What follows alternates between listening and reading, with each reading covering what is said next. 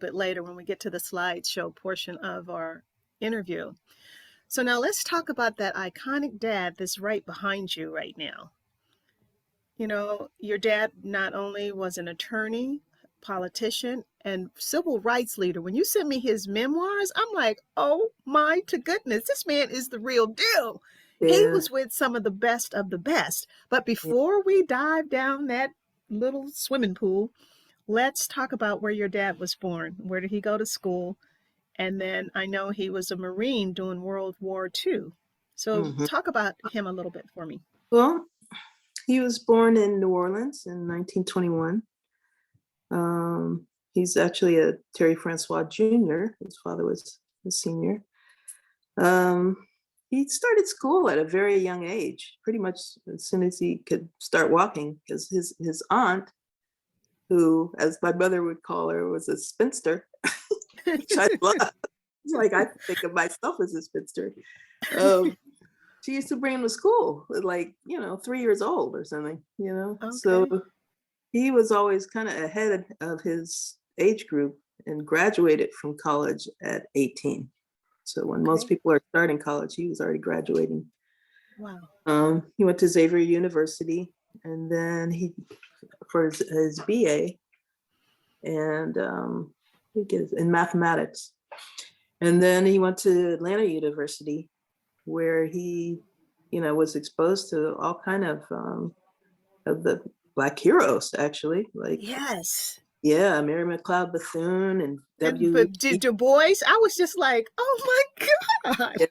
Yeah. It's, I mean, Thurgood Marshall, I'm like, him and Thurgood Marshall was like buddies. Yeah. I mean, he met all the heavy hitters there, a lot of heavy hitters. And, he was always about what was just and righteous. Even at his funeral, his sister talked about how as a little boy, one time they got on the bus and he decided he wanted to sit right behind the bus driver, and everybody kind of looked at him like, boy, you better go to the back. I want to sit here. So he I here. Yeah. It's amazing. Yeah. Now, how did he meet your mom? How did that happen? He, actually my mother and father are both from New Orleans, but they met out in the Bay Area. My mother had some cousins that lived in Oakland.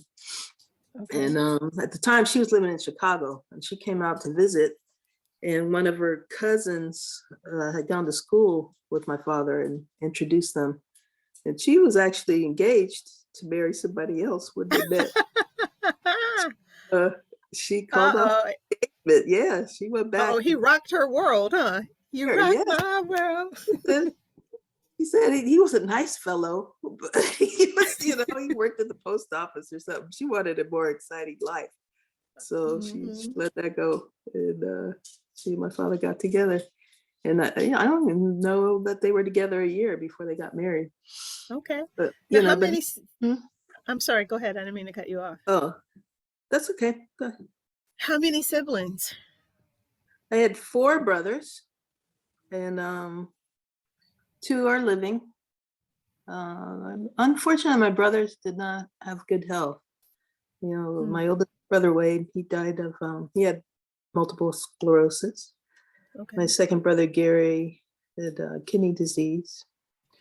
And then my third brother, Brian, has multiple sclerosis, which is fairly strange because it's not really a familial kind of problem.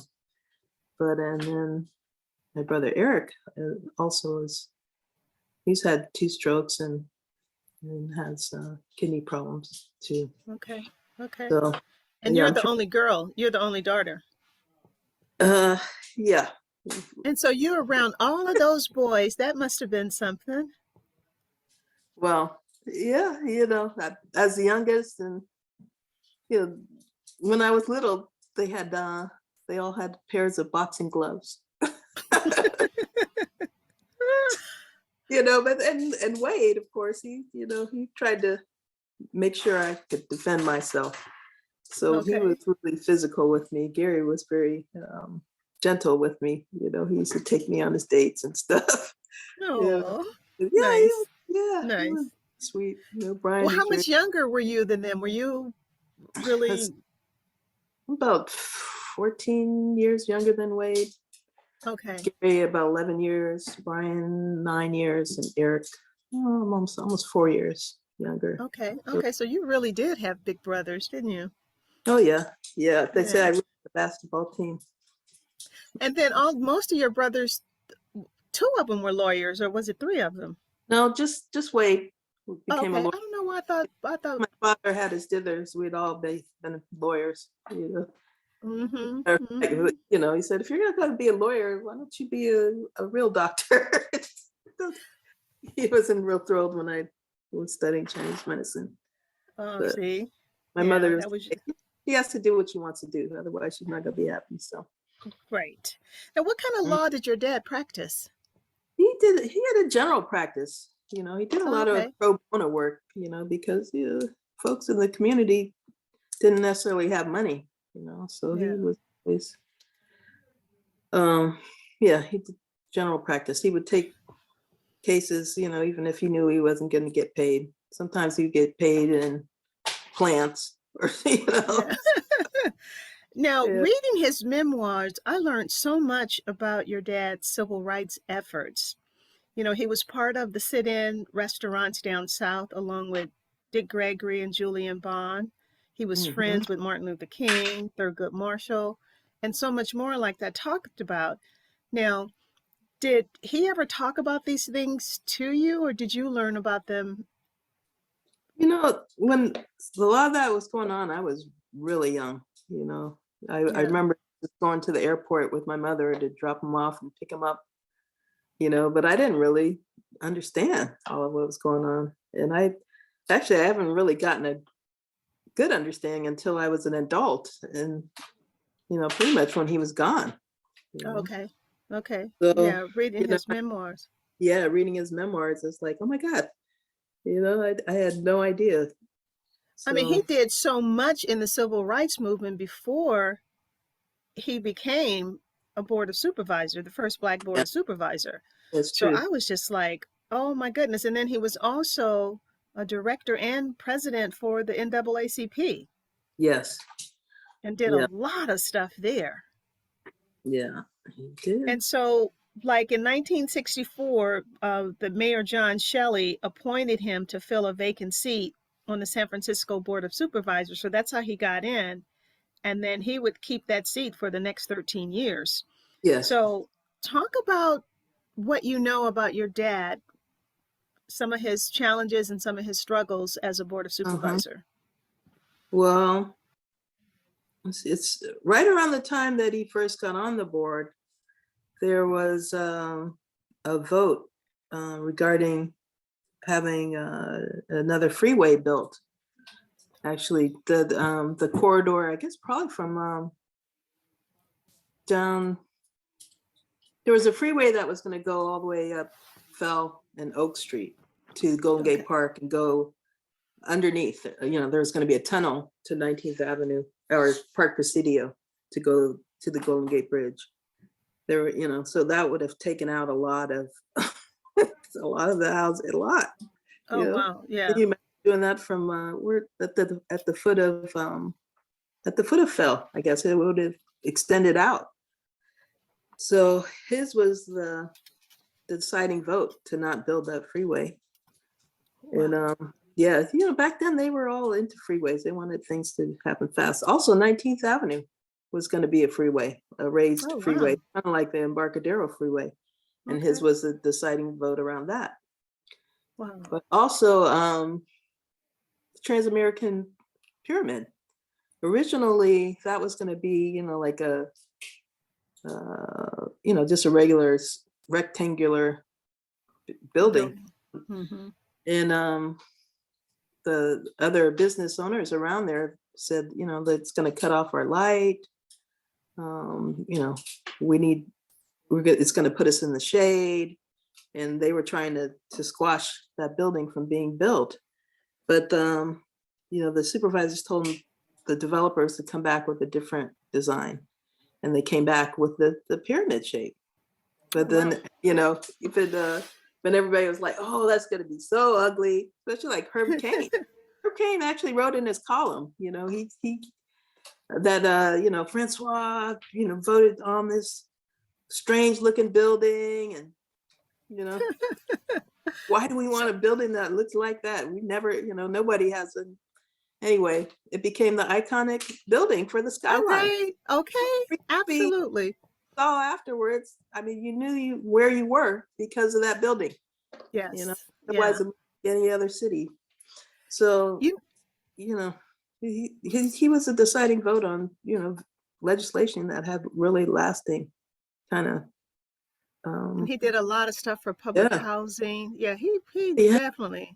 Well, he prior to, initiated the case that allowed Blacks to live in public housing in the country. You know, there was a case, it's called Banks versus the Housing Authority in San Francisco. Okay. And he and Lauren Miller, another attorney out of LA, another Black attorney, ended up arguing this case all the way to the Supreme Court. And Wow. and they won. So that's Wow. how Black people were able to live in public housing. You know, that was segregated too.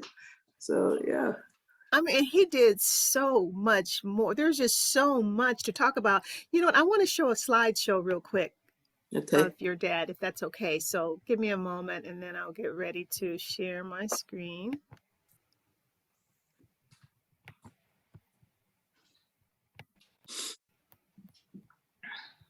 So let's do this real quick. What did I do?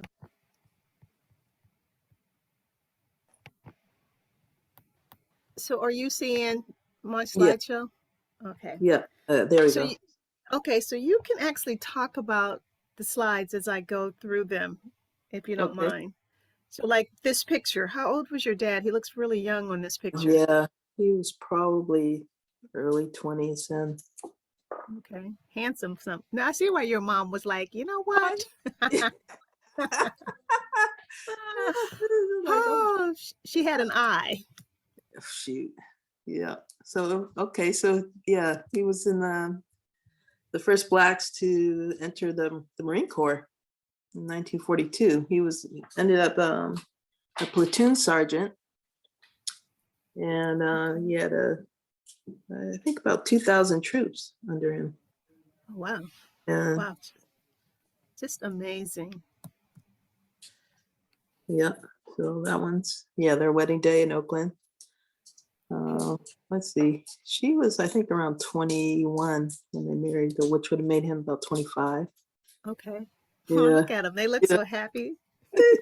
But Ah, interestingly, they were poor. I mean, he was just starting out. I don't even know if he had if he had passed the bar yet. I think he okay. might have still been in law school. But when my brother was born, my brother Wade was born a year later, and my mother tells the story of how they were so poor he didn't even have a cradle. They used to put him in the drawer. You In know, the I chest think a of lot of drawers. Black people did that back Yeah, during that time because I've heard other stories like that. yeah, yeah. Yeah, that's That was, beautiful. yeah, I still have that chest of drawers. So yeah, it was my grandmother's. Anyway, this was about 1970. Ooh, about 1970, I think. Okay. And Yeah. there's all the boys, and there you are. You look adorable.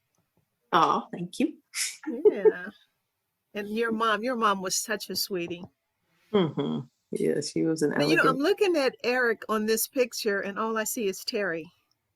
Oh, that's hilarious. Yeah, yeah. His His son looks just like him. son looks just like him. Okay, what is this? Talk to me. So this was the first board that he served on. This was about 1964, and there's George Moscone over there standing next to him. Oh, is that Josh Moscone next to him? George Moscone, yeah, he was a supervisor Okay, with okay, him. I don't remember all their names. I think the guy, two guys over from Moscone is Ortola, George okay, Ortola. The other guys, I don't. I don't remember. I was infant then. Do you know who Tough. the lady is? Do you know who the lady is? I don't remember her name. Okay. No, I remember the woman after her was Okay. Dorothy von Dingen, something like Okay. that. But yeah. Oh, uh, yeah, that was the newspaper article from the day after he was sworn in. Okay. Yeah, there I am. Oh, let me go back. Yeah, that's you as the baby. Yeah, yeah, How sweet. yeah, Girl, you know what? That's over with my eyes. Francois wins a city hall yeah. He got a ovation. standing ovation. He was the first Black supervisor. So yeah, it was a milestone. Of course, and now he's got a street named after him, right? Yes, yeah. There used to be China Basin Street, and now it's Terry Okay. Francois Boulevard. He's got on one end is the baseball park, and the other end is the basketball Chase Center. Isn't that So beautiful? you would And the love that. simple fact when you said the baseball, then the next thing comes up is Willie Mays. Oh yeah, Talk to there's me about this. yeah. So when San Francisco got I guess they bought the New York Giants. It was the Giants that they brought them to San Francisco. And they became the San Francisco Giants. And Willie Mays was a star player. And of course, he wanted to buy a home. But, they gave him a parade and stuff when they first got here. And then, the home he chose was near St. Francis Woods, which is one of the most affluent parts of town. But of course, he could entertain them, but they didn't want him to live next door. So, there was a whole thing with the developer, and the neighbors were in an uproar and didn't want him to be able to buy the house. And so he hired my father as an attorney, and he negotiated the deal, and he ended up being able to buy his home.